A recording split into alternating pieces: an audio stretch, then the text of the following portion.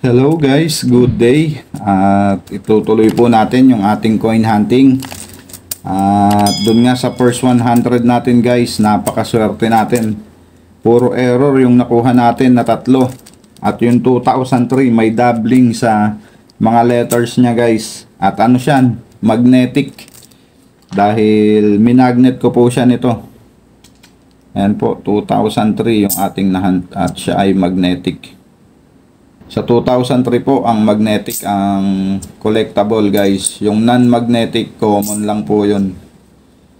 Okay, dito na tayo. Tignan natin kung suswertehin din tayo dito guys. Sa ating coin hunting sa BSP ulit to guys. Sana swertehin ulit tayo. At yung 2005 na yung ating makuha. Okay, maraming salamat guys sa aking mga subscriber. At sa mga bago po sa ating channel, welcome po sa Coins TV. At kung saan po gumagawa po tayo ng coin hunting series at coin update na rin po sa nahunt natin. At kung bago ka pa nga lang po at hindi ka pa po nakasubscribe, pasuyo na po ng subscribe button at pakishare po ng ating video at pakilike po. Napakalaking tulong po niyan guys, kaya po tayo nakakapagpatuloy dahil po sa suporta nyo. Okay, subukan po natin dito kung makakakuha ulit tayo. Hahatiin lang din po natin to guys para hindi ganong mahaba yung ating video. 50 pesos lang po ulit. Look at me sometimes like all you want to do is run. Hear me out, hear me out. It's all the things you never show. There are the things I want to know. Secret star. At ang ating first coin 2015. At sana mahunt na natin yung ating inaasam na hard to find na 2005. At next coin 1995, non-magnetic yan guys. Hindi yan didikit sa magnet. Yan po yung non-magnetic. Hindi po kagaya nito, magnetic yan.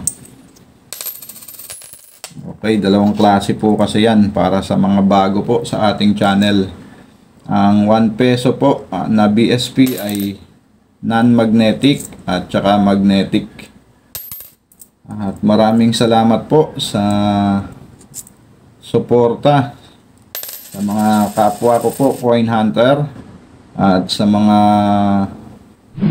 viewers natin abroad at sa aking mga subscriber. Maraming salamat po sa inyong lahat. At maging sa mga idol natin na coin collector, maraming salamat sa inyong lahat sir sa suporta po sa ating channel. Okay, proceed na tayo guys. Next coin natin 2013 common. Next coin 2009 common. Next coin 2010 common. 2015 common. Next coin 2011 common. And another one. Next coin 2009. Next coin 2015 common. At ang ating next coin 2011, 2015,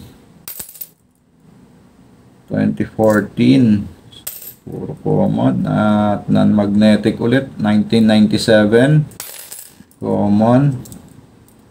2010 common.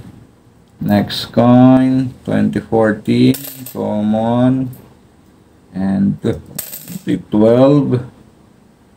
Next coin, another one, year 2012. At ang ating last coin sa ating first batch 2012 common. At ayan nga, wala pa rin tayong nakuha sa ating first batch. Tignan po natin dito sa second batch. Sana ay swertihin pa rin tayo kahit semi hard to find lang. At kung swertihin ay error coin. Okay, first coin natin sa ating last batch, 2011 common. Next coin, 2015. And another one, common. Next coin natin, 2004, common. And next coin, 2015. 2015, common. Next coin, 2014, common. Next coin natin, year 2015, common. And 14, sasalit na naman silang dalawa. 14 at 15, year 2013, common. Next coin, 2015, no? Malapit na siyang maging negro. Next coin, 2013. Next coin, year 2011, common. Next coin, year 2011. Wala naman sa kakaiba sa kanya. At next coin natin, 2013. Next coin, 2015. Mukhang mabobo kaya tayo, guys. Wala pa tayong nadadali, ah. Mukhang bobo kaya tayo ngayon dito sa pangalawang balot natin. Pero meron pa tayong hawak kaya hindi pa tayo nawawala ng pag-asa. Okay, next coin natin, 2010. Next coin, year 2012, common. Next coin natin, 2015, common. Next coin, 2013, common.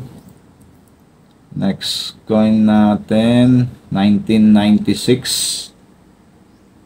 So, non-magnetic to.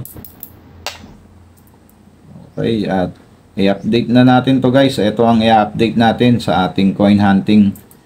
1996. Okay, next coin, 2010. Common. At ang ating last coin sa ating coin hunting, 2015. At ayun nga, wala tayong nakuha, guys. Bokya tayo sa unang 50 pesos dito sa huling balot natin. At eto, i-update natin, guys, ang 1996.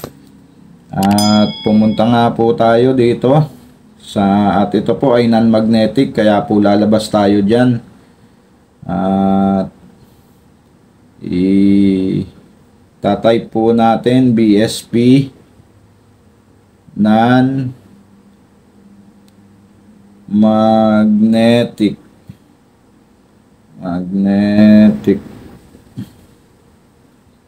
So ayan, dito po tayo sa non-magnetic. At i-update po natin itong 1996. So tignan po natin kung magkano nga po ngayon to, ang kanyang price appraisal at ang kanyang percentage. Copper nickel po ito. Kaya po ito ay non-magnetic. At dito na nga po tayo dumiretso sa 1996, 1995, 96. So meron lang pong isang variation ng 1996. At ang kanyang price appraisal po sa good, very good at fine condition, same lang po silang tatlo, 8 pesos. At sa kanyang very fine, 12 pesos. Sa extra fine ay 21 pesos. At sa AU condition, 43. At sa uncirculated po ay 43 pesos din. Same lang po sila.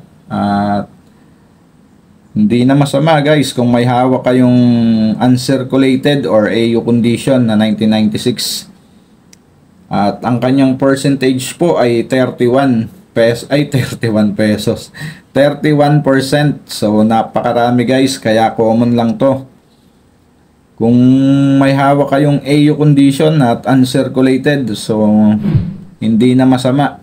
Pero kung ibebenta nyo po yan guys, hindi po papansinin yan dahil common lang yan. Dahil ang karamihan po sa ating mga coin collector ay may hawak na nito. Okay, so maganda lang i-keep guys kung may hawak kayong AU condition at uncirculated. Dahil sigurado paglipas ng panahon guys, may maghahanap at may maghahanap niyan. Dahil ang coin collecting naman po ay taon-taon may mga nadadagdag na coin collector. Okay, yun lamang guys. Maraming salamat. Keep safe po and God bless.